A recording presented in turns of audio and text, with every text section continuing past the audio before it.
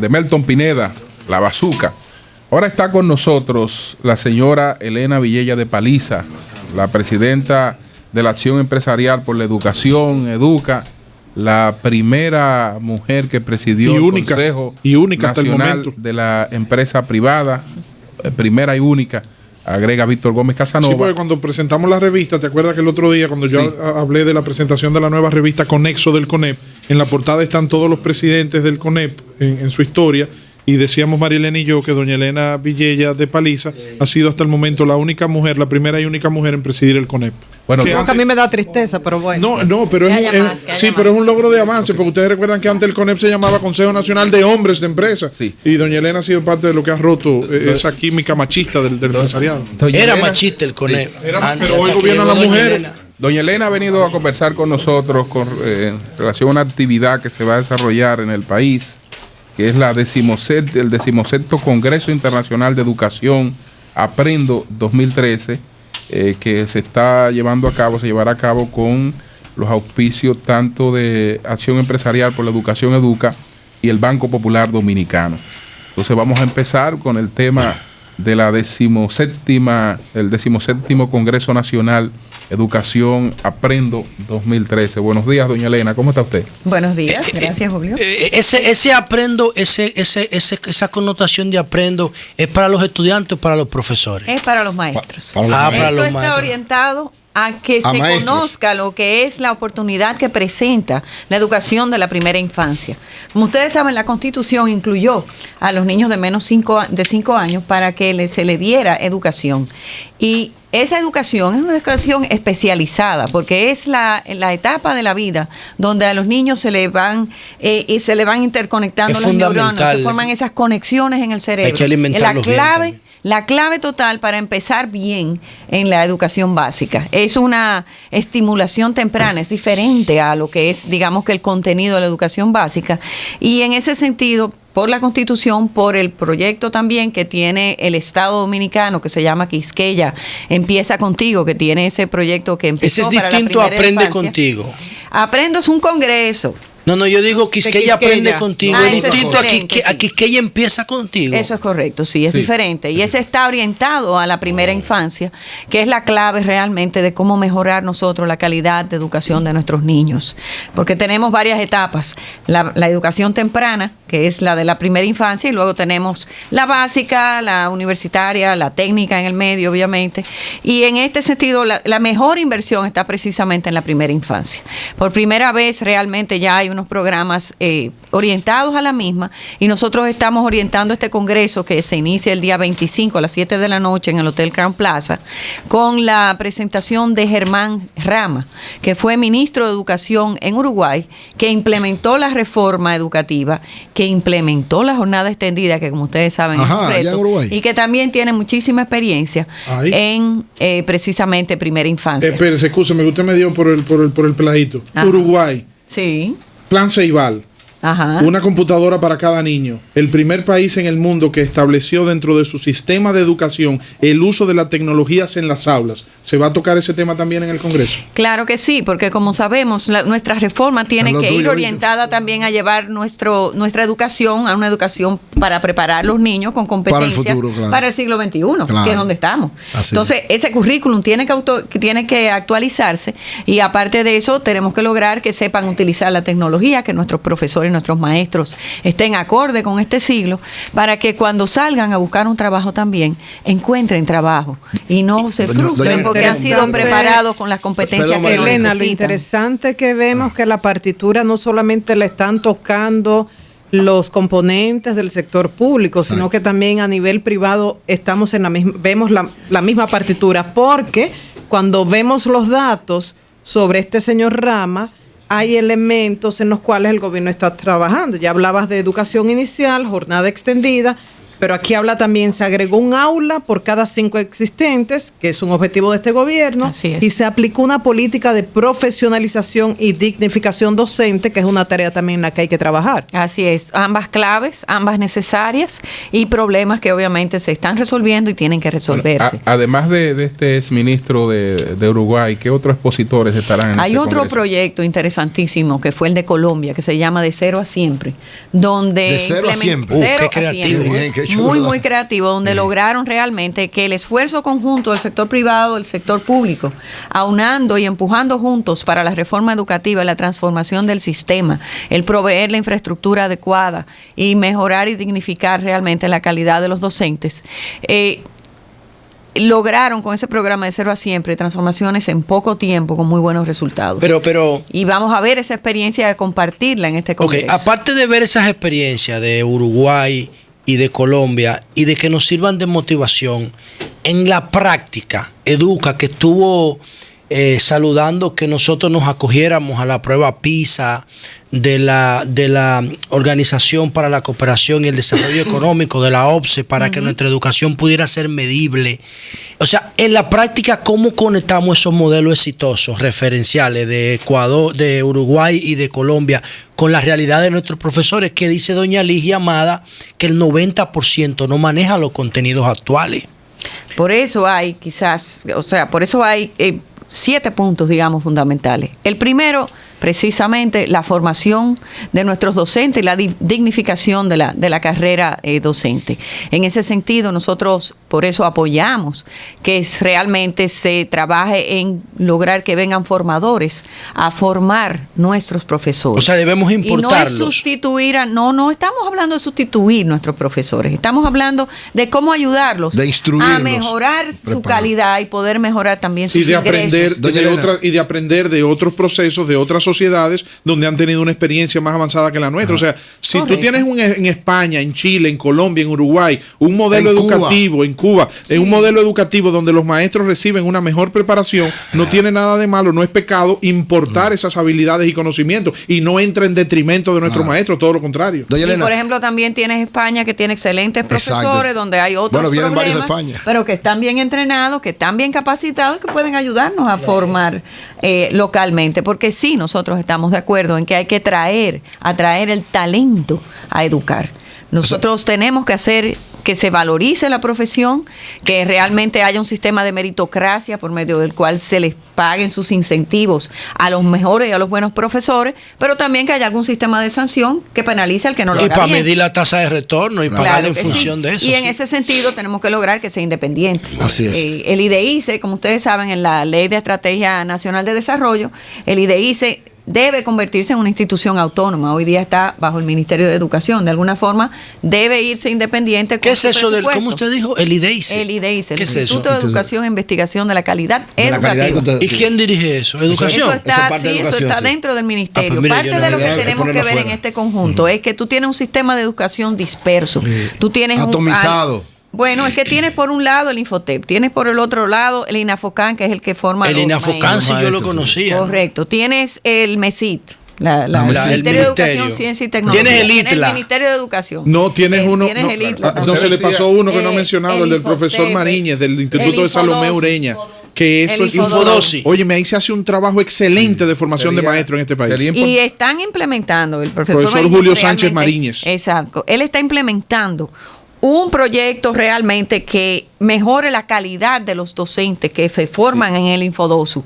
Pero eso tenemos que hacerlo a nivel nacional. Exacto. Porque si no, Julio, lo que vamos a ocurre es que traerlo si a ellos Mariñez son los aquí. únicos que exigen. Sí, sería importante, doña Elena, como usted decía, que son 7 los puntos que se van a tratar. que te los mencione, nos claro hiciera que sí. Un resumen Una de estos relación de puntos, sí. y entonces ahí continuamos. Correcto. Bueno, el Congreso está totalmente enfocado Sí. en la primera infancia porque es la inversión más rentable que puede hacer nuestro país.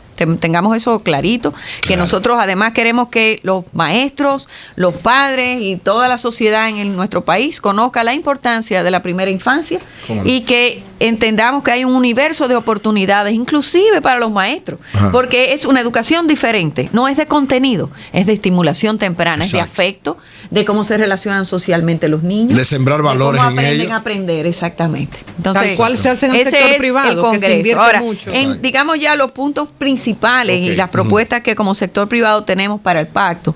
Te puedo mencionar, obviamente, la que ya te mencioné, que es elevar los niveles de competencia de los profesores, y eso se tiene que lograr a través de mejor formación, se tiene que lograr a través de que cuando ingresan haya un sistema de evaluación independiente que realmente te garantice que entren con las competencias necesarias. Y también tenemos una masa de profesores que debemos darles la oportunidad de que se capaciten, se actualicen, se hacen un upgrade, una transición, sí, y luego irlos evaluando de manera independiente y darles la oportunidad de que se puedan quedar en el sistema y mejorar. Los otros temas es obviamente la calidad de los aprendizajes. Tú mencionaste PISA, debe entrar en el 2015. No vamos a sacar buena nota, lo sabemos, pero vamos a empezar a crecer. Pero en eso. es la forma. Dicen que para uno empezar a mejorar tiene que saber realmente dónde está y cuál es la base. Esa será nuestra base. De ahí debemos medir. Debe haber indicadores y debemos de medir regularmente y evaluar lo que estamos haciendo para saber cómo es que vamos mejorando. Perfecto. El otro tema obviamente son los niños pequeños fuera del sistema, porque la pobreza, si tú te fijas en el marco a nivel nacional del censo del 2010, 60% de los niños que nacieron en el 2010, el 60% son fuera de niveles de muy baja, de nivel de pobreza alto. El 60% de los que nacieron en el 2010, hay que dar datos que fortalecen la población más pobre. Y de alguna forma nosotros tenemos que trabajar para invertir incluida, esa curva y que haya inclusión para esos niños. Por otro lado, el tema del contenido que hablamos, el currículum, adecuarlo al siglo XXI. La otra cosa es la capacidad de gestión del ministerio, donde hay que trabajar. Como bien sabes, ahora tenemos una persona que tiene experiencia en gestión, un gerente, que ha empezado realmente a gerenciar el ministerio, pero tenemos que continuar apoyando esa gestión, descentralizando el ministerio para que pueda ser mucho más efectivo, y también fortaleciendo el Consejo Nacional de Educación, que como sabes es el organismo máximo. Y la otra cosa es que mencioné, es que tenemos un sistema disperso, porque tenemos varios ministerios, el Infotep, el Infodosu, el Enfocam. Hay que lograr parece como el sector transporte. Bueno, pero ahí hay que lograr un lugar de coordinación de estas instituciones. Coherenciarlos, darle un centro de mando, es la idea. Que trabajen coordinadamente para que no solapen funciones ni tampoco las dupliquen, y que sino no tengan que diferentes sean agendas, eficientes en lo que tienen que hacer, que no haya agendas. Ni repitan el trabajo porque uno hace lo mismo. Este es el 17º Congreso Internacional de Aprendo. Señorita. Si uno revisa los resultados hasta el momento con los diferentes temas, bueno, no tantos diferentes gobiernos, dos gobiernos diferentes, por lo menos, porque uno repitió varias veces. ¿Cuáles han sido los logros? Repitió para nada. Sí, para bien. Los logros de estos congresos anteriores de Aprendo. Año por año nosotros hemos ido orientándonos hacia las prioridades que entendemos en educación deben atenderse hacia los maestros. Les damos la oportunidad en estos foros y en este congreso de intercambiar con profesionales internacionales que traen experiencias de otros países que ellos pueden copiar. En este caso, obviamente, vamos a la jornada, a la primera infancia. A la primera infancia. Hay temas de jornada extendida porque Rama, como les mencioné, fue el que la implementó en Uruguay con tecnología, con acceso, como bien vimos.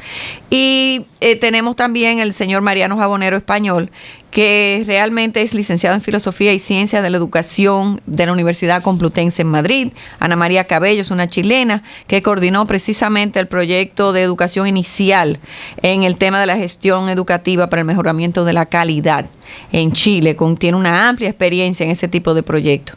Y también tenemos a Marco Antonio Delgado, un mexicano que ha desempeñado roles de académico, de funcionario público y miembro de organizaciones de la sociedad civil, que tiene la experiencia de cómo interactuar para hacer eso mejor. Doña Elena.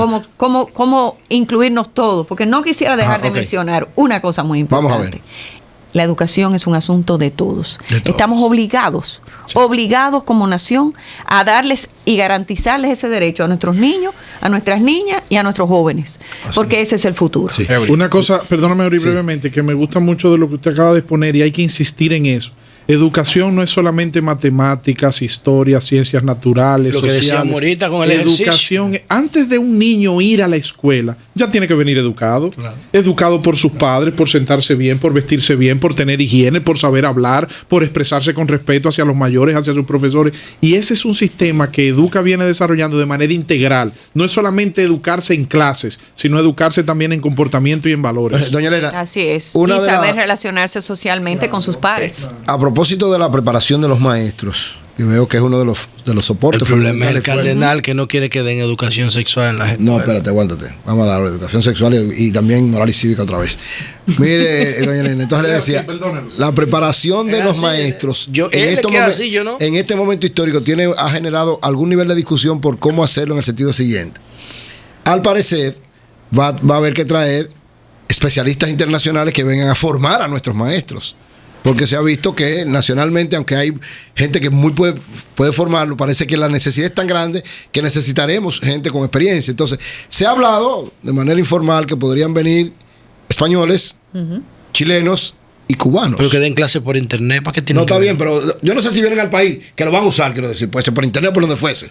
Pero para la preparación, ¿usted entiende correcto eso? Que, por ejemplo, esos 3 niveles que es lo que se ha hablado, Chile, España y Cuba, que son los que tienen, digamos, más experiencia. Y pues habla de Brasil. Y habló de Uruguay y habló de Colombia, que es una potencia regional en educación. Hasta ahora no se ha hablado, que yo sepa. Lo que hoy he escuchado de Cuba, España. No, ella habló ahí en el Congreso, ¿no? Sí, correcto. Pero sí, nosotros creemos que sí, que es valioso que se traiga. Te voy a explicar por qué. La necesidad es grande. Tenemos muchos maestros que tenemos que apoyarlos para que puedan prepararse mejor. No es para sustituir a nadie, porque la demanda es grande. Por otro lado, ahora con el tema de la primera infancia, imagínate, hay 1 millón de niños. 1 millón de niños al 2010 que deberían estar en la escuela con menos de 5 años. Okay. Y de aquí al 2016 vamos a tener 1.400.000 niños. Sí. Y esos niños necesitan esa educación. Se están construyendo para aulas y estancias infantiles, básicamente, para 500.000. ¿Qué pasa con los otros? Entonces, realmente el reto está ahí. Y nosotros sí creemos que hay que formar nuestros profesores, porque indudablemente el resultado de la calidad de nuestros niños en las pruebas, inclusive nacionales y regionales, las regionales somos los últimos. Somos los últimos en la prueba, pero de la de PISA. No, de las regionales. La de PISA todavía hasta el 2015 no hemos entrado. No hemos entrado. Somos los últimos en las regionales. ¿Y por qué somos los últimos si tenemos la mayor cantidad de profesores titulados? Pero es que la gente no me entiende cuando yo le hablo. Pero oye, porque tenemos la mayor cantidad de profesores titulados. Entonces, ¿qué quiere decir eso? Que no le estamos dando las competencias a los profesores tampoco. Así es. Y tenemos que dar. Julio, ya salimos del tema educativo. Por Twitter le quieren hacer una cuenta. Tengo varias preguntas de otros temas. Espérate. Vamos a aprovechar el educativo. Vamos en el educativo. Yo sigo en el educativo, porque ya hablamos un poquito del Congreso bastante. Entonces, doña Elena, si al 31 de diciembre, no se ha ejecutado el 4% del Producto Interno Bruto en educación, como todo parece indicar, estaremos ante una falta grave, con toda demostración de que se ha querido invertir y que se ha querido invertir bien el 4% en educación. A nosotros en Educa nos ha preocupado desde el principio la capacidad de gestión. Como ustedes saben, el ministerio ha estado sumamente concentrado, centralizado. Y de alguna forma hay que lograr descentralizar más el ministerio y que la ejecución sea buena. Cuando yo digo buena es gastar por gastar, no es lo que se quiere. Queremos que ese 4% se use de la forma más eficiente posible, de manera de dotar a los estudiantes de calidad en sus aprendizajes y de, obviamente, aulas adecuadas. No invertir por invertir. Bueno, invertir para darle ese derecho a los niños y sobre todo lograr una educación de calidad, que es lo que la sociedad dominicana quiere. Y ese 4% lo aportamos todos a través de nuestros impuestos. Entonces, claro, el tema del 4% de este año, que como bien tú mencionas, hay un reto porque depende quién lo diga, pero entre un 20 y un 30% nosotros proyectamos que posiblemente no se puede ejecutar. Entonces, entre un 20 y un 30 del 4. O sea, que vamos del bien. 4. Entonces, eso vamos quiere a invertirlo decir en capacitación magisterial. Pero precisamente hay que hacerlo bien. Entonces, exacto, lo que hemos dicho es, si ya esos compromisos están asumidos, No aceleremos para gastarlo mal. Creemos un fideicomiso de algún tipo de comisión para invertirlo el año próximo. Que lo invierta adecuadamente en esos proyectos que se han quedado en proceso. Ahorita vamos a tener que colocarlo en certificados financieros. La educación es un tema que para reformarla toma años. Y lo que sí tenemos que hacer es, tengamos la base para poder medir cómo va. ¿Por qué solamente los pobres estudian educación en la UAS? Como si fueran ¿verdad? Policías. ¿Por qué? Bueno, nada más los pobres. Yo nunca he visto un rico enganchándose a policía. A mí alguien me dijo. Ni un rico estudiando de profesor. Nada más en el anuncio del VHD. La carrera de la pena. La carrera de la pena le dicen. Explíquenos, ¿y por qué? Porque aparentemente muchos que no pueden entrar en otras carreras le dicen, no, pero vete a educación. Entonces ustedes tienen que cambiar eso. Hay que voltear esa tortilla. ¿Cómo? Pagándole bien. Los mejores elijan educar. En Chile hay un proyecto y hay un ejemplo de algo que se hizo para promover precisamente, y trajimos la persona el año pasado en el Congreso de Aprendo, que tú me preguntabas qué cosas se han ido haciendo, y ya hemos creado la conciencia de que tenemos que lograr que los dominicanos elijamos educar, que busquemos nuestros talentos para que vayan a educar. Los ricos nada más en clase en la universidad, los ricos, los profesionales exitosos en la universidad, pero no quieren ir a los liceos básicos, las escuelas. No, pero mira, déjame darte un dato peor. Ahora, nosotros deberían capacitarnos para dar clases. Yo doy clases y me capacito. Pero te voy a dar un dato peor que lo que dice Elena. ¿Tú sabías que 64 de cada 100 estudiantes que se inscriben a estudiar educación, pedagogía, vienen de otras carreras? Tú estudiaste para ser ingeniero, no diste para ser ingeniero, te quemaste, no te gustó, te vas para educación. Para ser médico, para ser abogado. 64 de cada 100 que estudian pedagogía, que estudian educación, es porque se van desviados. Así es. Por eso es que hay que dignificar la profesión. Exacto. Por eso tenemos que lograr que ingresen con las competencias necesarias, pero también que haya un sistema independiente de evaluación. Que lo evalúe, exacto. Que los evalúe y que la meritocracia sea lo que determine que tengan mejores. Al que no funcione, lo saca del sistema y busca uno. Se paguen. ¿Quién lo va a formar? Se puede hacer algo. En ese sentido hay que lograr que las evaluaciones se hagan regularmente. Y que haya un centro independiente de evaluar. Que se hagan independientes. Se puede hacer algo desde la escuela para cambiar esa cifra dramática de cerca de un 20% de nuestras adolescentes que ha estado o está embarazada. Y en la zona sur llega hasta un 35%, hablan algunos. Va a chocar con la iglesia y sigue hablando. ¿Se puede hacer algo? Mira, es una tragedia realmente que no es que cuando uno ve las cifras, usualmente a los 20 años ya han sido madres una o dos veces. Y hasta menos años. Entonces, lamentablemente, esa muchacha queda con una vida ya truncada porque tiene uno o dos niños de los cuales tiene que ocuparse. Sale de la escuela. Y usualmente el padre no está presente tampoco, es lamentablemente. Entonces, hay que educar a nuestras niñas. Hay que lograr darles oportunidad. Y en este sentido, fíjate, tú tienes lo que ya está en camino y cómo evitar lo que ocurra en el futuro. O sea que, por un lado, enfoquémonos en los niños, démosle esa educación realmente cívica, social, afectiva y de valores que los ayude realmente a entender por qué educarse, por qué no tronchar sus vidas tan jovencitas.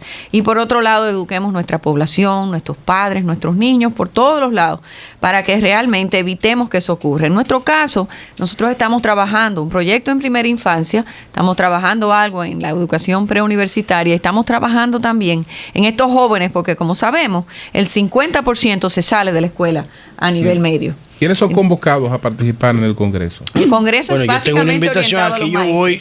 Sí. Es a los maestros para entender y para que vean las oportunidades que presenta la primera infancia, para realmente incentivarlos y motivarlos para que se preparen para ser educadores en la primera infancia, porque hay un gran reto, una gran oportunidad y no tenemos, no contamos con suficientes profesores realmente especializados en estimulación temprana. Bueno. Finalmente de mi parte, ¿por qué una sola mujer presidenta del CONEP? Es que no ha habido había otra mujeres con capacidad para dirigir una institución como esa, o le cierran la puerta. El empresario machista. Ella rompió el esquema, son machistas.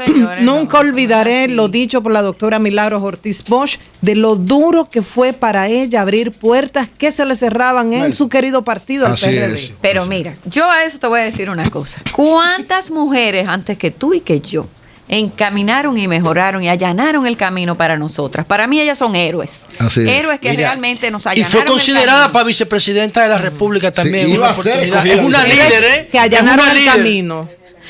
Nos allanaron el camino. Con Leonel y con Entonces, Danilo. es que a veces se piensa que porque nos preocupa nuestro país, porque realmente nos interesa que las cosas mejoren, solamente... ¿Por qué tú no aceptabas al Ministerio de Educación? Y yo quiero que entiendan que realmente en nuestro país es un tema que todos tenemos que ocuparnos, de que mejore la educación y de que la calidad de la educación sea el reto en el que todos contribuyamos para que nuestros niños tengan una educación. No sé si fue adrede, pero mi pregunta no fue respondida. Es que no hay dirigentes empresariales o el CONEP no lo permite. Entonces el CONEP no permite. No estoy de acuerdo. ¿Por qué no han habido más presidentas? Mira, realmente si tú te fijas, hay una cantidad de jóvenes hoy día en las instituciones empresariales presidiendo. Hoy asume, casualmente, Laura Peña Izquierdo, hija de mi querida amiga Alexandra Izquierdo, esposa de Quiquito, mi hermano. Laura Peña Izquierdo se juramenta hoy a las 6 de la tarde en la Torre Empresarial como presidenta de la Asociación Nacional de Jóvenes Empresarios. Marisol Vicente,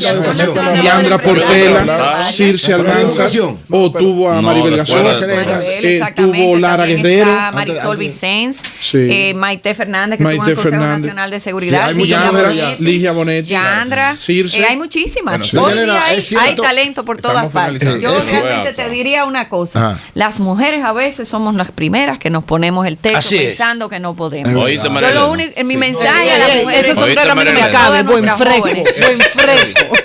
Mi mensaje a las jóvenes realmente es: edúquense. Crean en ustedes mismas. Edúquense. Exacto. Trabajen duro, honestamente y con dedicación. Elena, ¿qué tú me recomiendas? ¿Qué hago con este personaje? Me le río, ¿verdad? Me le río.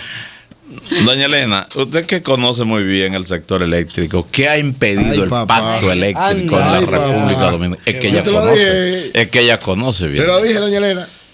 La mejor pregunta. Antes que nos metamos en el sector eléctrico, para cerrar con Educa, que hay un Twitter, hay una cuenta de Twitter, @Educa, para que cualquier sugerencia, inquietud, información, pueden entrar a Educa y la página también.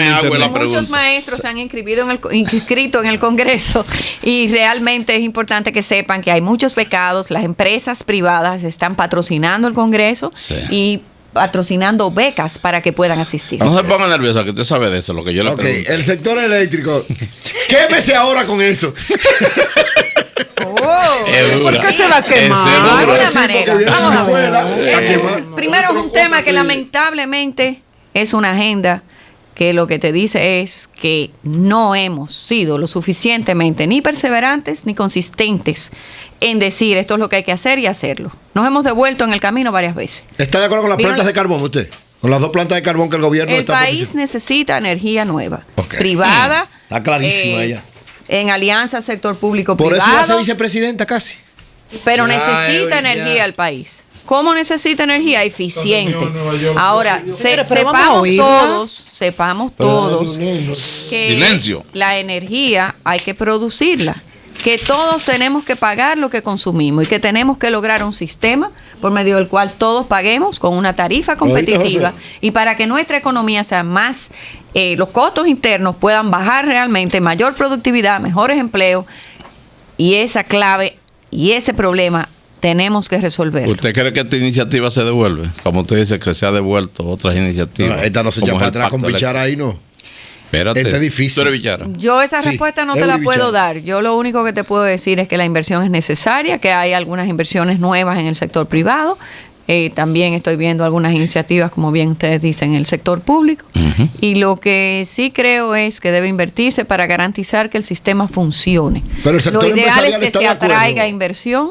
Lo ideal es que se atraiga inversión al sector eléctrico para que sea la competencia. Pero el sector empresarial. Inversión en energía, lo que reduzca los costos. Y hay una gran oportunidad porque, como sabemos, hay contratos que vencen a final del 2016 y es un momento oportuno para que eso ocurra. Se había planificado una licitación el año pasado, ojalá que eso se retome. Creo que hoy comienza la de carbón. Exactamente. Ojalá se retomen esos temas para que realmente el país tenga la energía que se merece. Una energía confiable, una energía limpia, a un precio competitivo, limpia, pero sepamos también que limpia significa que tenga los mecanismos de mitigación necesarios para que tengamos un buen ambiente y realmente podamos ser competitivos, porque sí, hace falta energía limpia y que responsablemente mitiguemos los daños que ocasiona la energía, porque si bien las energías renovables son muy atractivas, la realidad es que la inversión y la energía es costosa, y la realidad también es que solamente solucionan parte de los problemas. Estamos conversando con la señora Elena Villella de Paliza, quien es la presidenta de Educa, esta organización Acción por la Educación. ¿Cuál es el presupuesto de Educa, doña Elena? ¿Cuánto dedica anualmente el empresariado para los trabajos de investigación y presentación de proyectos y estos trabajos de Educa que usted encabeza en estos momentos? Tengo que contarte que Educa la hemos transformado recientemente y hemos invertido mucho en Educa. Hay un grupo de empresarios realmente comprometidos con la educación y con la educación técnica en particular también. Estamos en este momento haciendo una investigación, inclusive con la Universidad UNIBE como parte de los que están realizando la investigación, para determinar exactamente cuánto está invirtiendo el sector privado, porque aunque no lo creas, había muchos esfuerzos dispersos y estamos precisamente en el proceso de poder definir esos números para que también podamos continuar midiéndolos una vez tengamos esa base. El dato que usted da ahorita de que el 60% de los nacidos en 2010 son de extrema pobreza, ¿fue solamente en este año del 2010 para acá? No, los nacidos en el 2010. En el 2010. La estadística, mira, tengo aquí, déjame mostrarte una gráfica. Mira, aquí lo tienes. Los niños, niñas y niños nacidos en el 2010. Aquí la tienes. El 60% son de extrema pobreza. No, de pobreza, no de extrema. Pobre. Pobre, no extrema pobreza. Eso es dramático. El problema que tenemos es que cuando tú ves eso, te das cuenta que solamente el 30%, vamos a ver, aquí tienes los más pobres, solamente el 30% tiene acceso a educación en un colegio en los niños de 3 a 5 años. Solamente en esa franja. El índice de los, digamos que los menos pobres, los que están en el nivel medio y alto, es mucho más alto, el 89% claro. tiene acceso.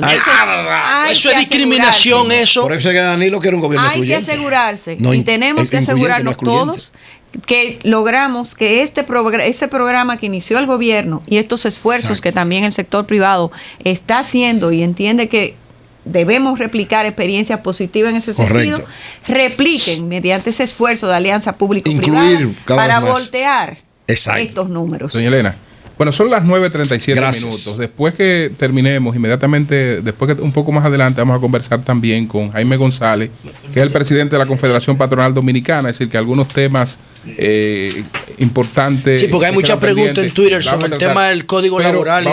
Vamos a pedirle a doña Elena, como hay dos temas que están en debate en estos momentos, que una personalidad como ella pues nos deje su posición frente a esos temas.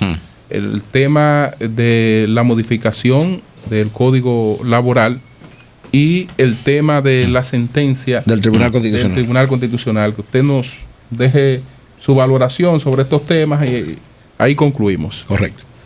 Bueno, primero que nada, con el tema laboral, obviamente es necesario que haya un pacto a nivel laboral realmente, que se pueda reformar el código para que realmente el país pueda ser más competitivo, pero también podamos crear más empleo y pagar mejor en la medida en que mejoremos la formación, mejoremos la educación técnica y además logremos mayor flexibilidad. ¿Por qué mayor flexibilidad? Porque básicamente competimos con otros países que tienen mayor flexibilidad en sus códigos laborales y porque además creemos que eso le da mucho más posibilidades a los propios empleados, a los propios colaboradores en las empresas para tener mejores ingresos y poder realmente darle mayor tranquilidad al propio empresario de poder hacerlo así porque tiene la flexibilidad para poder realmente ser más competitivo. En ese sentido yo creo que es valioso el esfuerzo que se está haciendo. Y sí insistiría en que tanto trabajadores como empresarios entendamos que queremos una sociedad capaz de consumir lo cual obviamente se traduce en salarios que la gente mejore y mejore su capacidad de consumo, pero que también, en lugar de irnos a una economía informal, como estamos yendo cada vez más, que es sumamente preocupante, nos vayamos a una economía más formal, donde la formalidad haga que realmente esos empleados, esos colaboradores, cuenten con trabajos más seguros y mejores, pero a la vez también haya más empresarios dispuestos a invertir, porque la tendencia con la informalidad es hacia, lamentablemente, desinvertir. Y eso no es lo que queremos, lo hemos visto en otros países. Entonces, veámonos en esos espejos donde han revertido esas situaciones. España es un buen ejemplo. Y después vinieron otros problemas, obviamente, sí, pero en su momento crearon muchos empleos formales. Creemos que tenemos una gran oportunidad en el sentido de que el país está invirtiendo más en educación. El país y el presidente creen en la creación de empleos formales y en el apoyo a la pequeña y la mediana empresa, que es lo que realmente transforma una economía. La sentencia 168-13. El tema de la sentencia. Verdaderamente triste. Usted puede acogerse a, como dicen los gringos. ¿Qué dijo ella?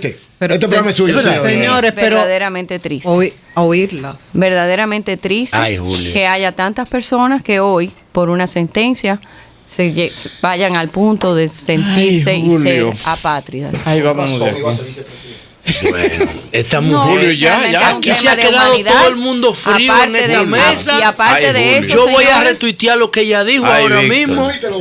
Ay, Dios mío. Repítalo otra vez. Atención, el listín diario. Ay, doña Elena, repítalo. Ay, repítalo, doña Ya está grabado. Contribuimos más y mantenemos silencio y la oímos. Sí, pero cállate, déjala que hable. Creo que es triste porque la ley no debe ser retroactiva para eso. Ay, el diablo. Yo no soy abogada, yo soy empresario, lo aclaro. Pregúntenle ya el tema a los abogados de qué es lo que hay que hacer. Yo no lo sé, pero sí les diría que es algo que debemos de mirar. Va a ser vicepresidenta, hasta ¿verdad? Las más altas instancias. ¿Estás enterada de los casos en los que se han utilizado documentos falsos para acusar a la República Dominicana, incluso internacionalmente? El caso más reciente, el señor Medina, que dijo pertenecer a una familia, uno que se presentó en la Corte Interamericana de los Derechos Humanos, y los que representaron al Estado Dominicano presentaron un video demostrando que ese señor presentó documentos falsos. Y así el presidente de la Junta Central Electoral ha mostrado documentos de miles de casos de mujeres a las que se le atribuye tener 18 hijos, 6 hijos en un mes, por ejemplo. Bueno, pero ahí vamos a la realidad. Exacto. Ay, a la realidad. Ay, qué pela. Yo creo que debemos mirar a la realidad. Y realmente ser equitativos. Justos. Y justos. Humanos. Y mirar hacia el futuro. Porque son personas. Y realmente la ley, hasta donde yo sé, no es retroactiva. Bueno, no es. Bueno, compadre. Julio, no te mereces ningún comentario. Muchas gracias. Bueno, ella es nuestra invitada. Sí, digo yo. Viene a expresar Víctor, su opinión. no te mereces ningún comentario. Escuchamos su opinión. Escuchamos su opinión de manera profesional. El sábado vamos a repetir esta entrevista. Escúchame, perdóname, escúchame, Julio, escúchame. No, perdóname. ¿Cómo fue la pregunta que tú me hiciste, Melton? No te mereces ningún comentario. Yo no soy tú. Gracias. Gracias, doña Elena. Yo respeto a los invitados. ¡Respeto! Gracias, doña Elena. Te dieron una pela muy buena. De Paliza, esperamos que este congreso, una 25, pela. 26 y 27, fueron por lados de salir tranquilados. Con todo el éxito. Se trata del 17º Congreso Internacional de Educación Aprendo 2013. Julio, ya está bien, no digan más nada. Ya no.